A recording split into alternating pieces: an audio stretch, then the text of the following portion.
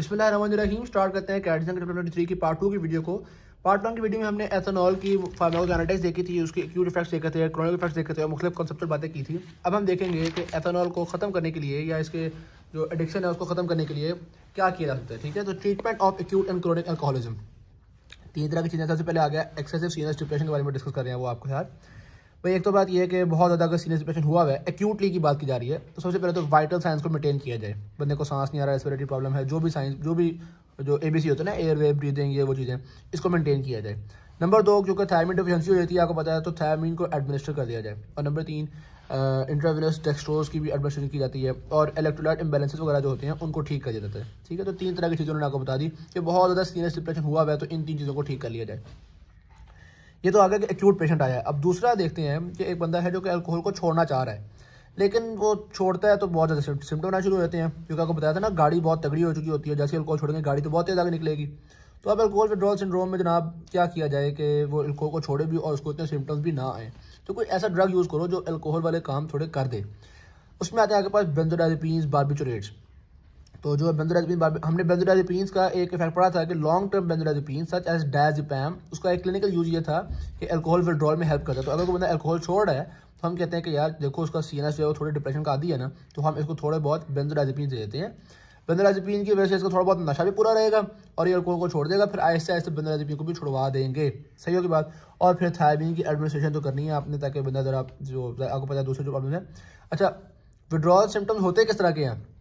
दिमाग वाले भी होते हैं और दूसरे बॉडी के भी होते हैं। दिमाग वाले जैसे कि इंसोमिया, अब नींद नहीं आ रही उसको, ट्रेमर्स, एंजाइटी, बहुत टेंशन में रह रहा है, डिलीरियम, सीरियस वगैरह हो सकते हैं, ये तो हो गए।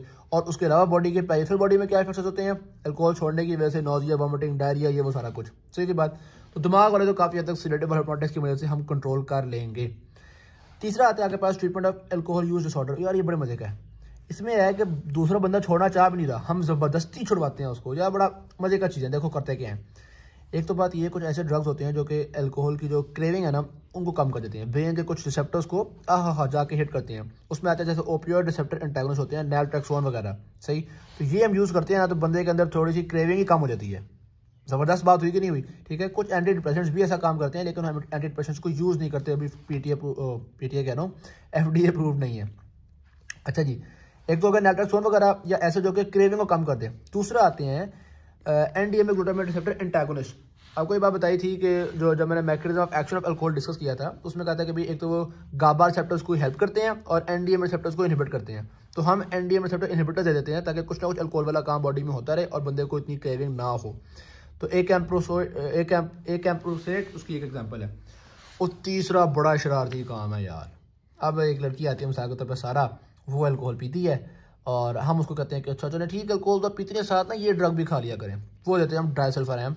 अब डायसल्फाम की वजह से ये होगा कि सारा अल्कोहल तो पिएगी, लेकिन उसका एल्डिहाइड जो है वो आगे कन्वर्ट नहीं हो पाएगा, जिसकी वजह से एल्डिहाइड एक्यूमुलेशन होगी और एल्डिहाइड एक्यूमुलेशन की वजह से उसको हेडेक, नोजिया, वॉमिटिंग, फ्लशिंग, वो डायसल्फाम रिएक्शन हो जाएंगे। सही होगी बात। वो बेचारी कहेगी यार अभी तो अल्कोहल पी थी, इतना मसला बन गया। वो ऐसे ऐसे अल्कोहल से मुतनफर होना शुरू हो जाएगी। उसको पता ही नहीं होगा कि शराब तो हमने की है, डायसल्फाम दे दिया और डायसल्फाम की वजह से बेचारी को रिएक्शन होना शुरू हो जाएंगे अल्कोहल से। सही होगी बात। तो ये भी हमारे पास बड़ा एक इंटरेस्टिंग सा फैक्टर था। ऑलरेडी यहाँ पे हमारे पास एथेनॉल की सारी कहानी कंप्लीट होती है। फिर आते हैं अदर अल्कोहल्स की तरफ। अदर अल्कोहल मैंने आपको बताया था, एथेनॉल के अलावा एक हमने मेथनॉल पढ़नी है, जो कि कन्वर्ट, जैसे एथेनॉल थी ना जनाबे वाली, एथेनॉल कन्वर्ट हुआ करती थी आपके पास एल्डिहाइड में।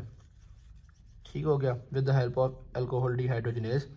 इसी तरह से जो मेथनॉल है वो कन्वर्ट होती है आपके पास फॉर्मेल्डिहाइड में। आपको बताइए 2 कार्बन वाला होता है, ये 1 कार्बन वाला होता है। Very sorry for the interruption.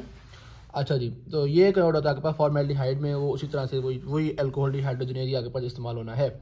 Ethylene glycol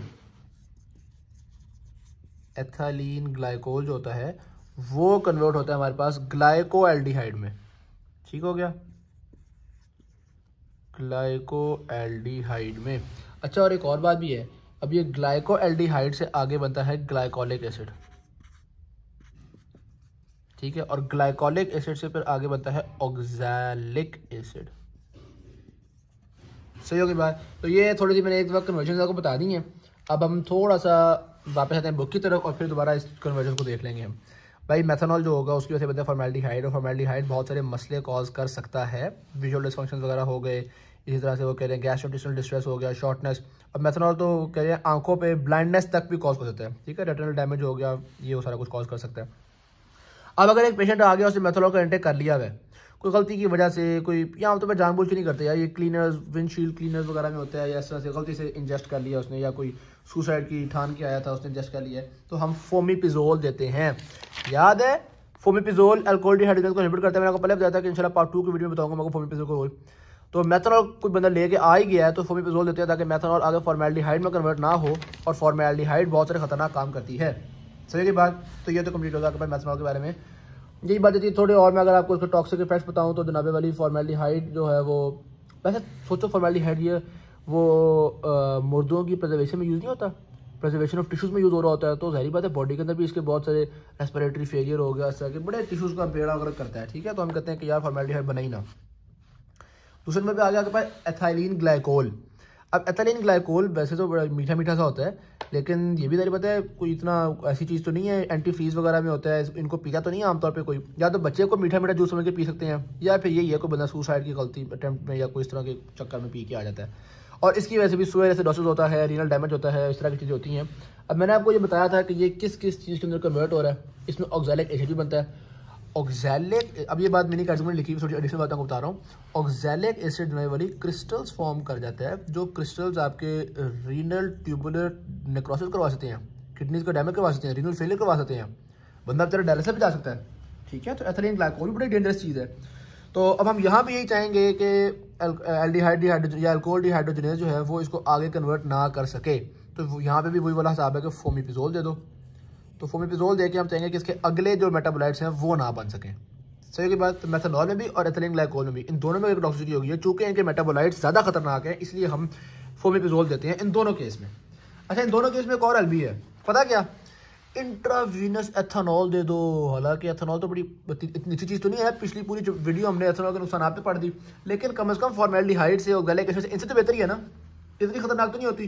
तो जब इंट्रावीनस एथेनॉल देते हैं तो जो बॉडी के अंदर अल्कोहल डिहाइड्रोजनेज है वो एथेनॉल को मेटाबोलाइज करने में इस्तेमाल होना शुरू हो जाता है, और इनके लिए कम अल्कोहल डिहाइड्रोजन जाता है और कम मेटाबोलाइट्स बन पाते हैं। वो कॉम्पिटिटिव इनहिबिशन वाला हिसाब है, ठीक है। तो एथेनॉल को भी यूज किया जा सकता है, आई वो भी इंट्रावीनस देते हैं, ये तो 4 लग रहा है आपको। Intravenous ethanol can be use to prevent the toxicities of methanol and ethylene glycol and fomepizole can be use. तो फोमिपिजोल और इंट्रावीनस एथेनॉल यूज हो सकते हैं। बस इतनी सी बात थी। Thank you very much. अच्छी शेयर कीजिएगा, चैनल को सब्सक्राइब कीजिएगा। अल्लाह हाफिज।